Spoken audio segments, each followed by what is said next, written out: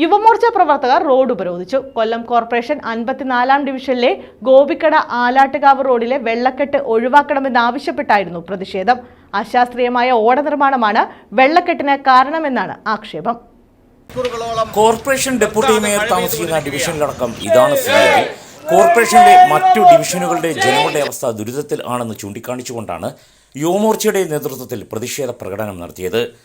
രാമൻകുളങ്ങര മരുത്തടി റോഡിൽ വരമ്പേക്കട ജംഗ്ഷനിൽ നിന്നും ആരംഭിച്ച പ്രതിഷേധ പ്രകടനം ചെങ്കളത്തുകാവ് മക്കാട് ഭാഗത്ത് വെള്ളം കയറിയ റോഡിലൂടെ ഗോപിക്കട ജംഗ്ഷനിൽ സമാപിച്ചു.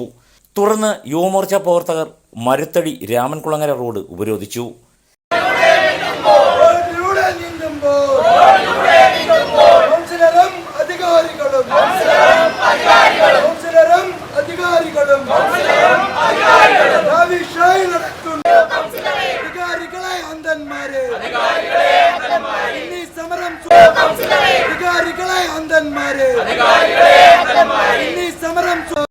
ബി.ജെ.പി. സംസ്ഥാന കൗൺസിൽ അംഗം ശൈലേന്ദ്രബാബു സമരം ഉദ്ഘാടനം ചെയ്തു. ശിക്ഷണവുമായി ബന്ധപ്പെട്ട് നേരത്തെ തന്നെ മുന്നറിയിപ്പ് കിട്ടിയിട്ടുള്ളതാണ്.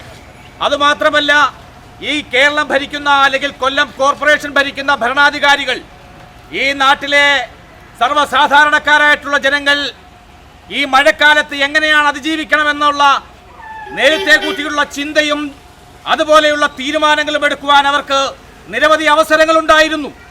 നമുക്കറിയാം, നമ്മളൊക്കെ ഭാഗ്യവാന്മാരാണ്. കാരണം എന്താ, ഇന്ത്യ മഹാരാജ്യത്തെ ഏതാണ്ട് 500 നഗരങ്ങളിൽ ഒരു നഗരം, അത് നഗരത്തിന്റെ വികസനത്തിനും അടിസ്ഥാന സൗകര്യങ്ങൾ മെച്ചപ്പെടുത്തുന്നതിനും വേണ്ടി ബി.ജെ.പിയുടെ സർക്കാർ, നരേന്ദ്രമോദിയുടെ സർക്കാർ അമൃത് പദ്ധതിയിൽ ഉൾപ്പെടുത്തിക്കൊണ്ട് അമൃത് നഗരം പദ്ധതിയിൽ ഈ കൊല്ലത്തെയും ഉൾപ്പെടുത്തി എന്നുള്ള വിവരം ഈ നാട്ടിലെ ജനാധിപത്യ വിശ്വാസികൾക്കറിയാം.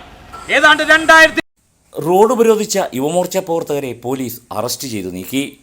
സമരത്തിന് യുവമോർച്ച ജില്ലാ general secretary Gopakumar U, south area president Suchitra, BJP. Chavara മണ്ഡലം ജനറൽ സെക്രട്ടറി ജയൻ സാഗര, ബി.ജെ.പി. മണ്ഡലം ഭാരവാഹികളായ ശ്രീദേവി, ശിവകുമാർ, ദേവൻ, യുവമോർച്ച ചവറ മണ്ഡലം പ്രസിഡന്റ് ബിനു ആലാട്ടുകാവ്, മണ്ഡലം ഭാരവാഹികളായ ചിന്നു, അഭിരാമി, അനൂപ്, രതീഷ് കുമാർ എന്നിവർ സമരത്തിന് നേതൃത്വം നൽകി.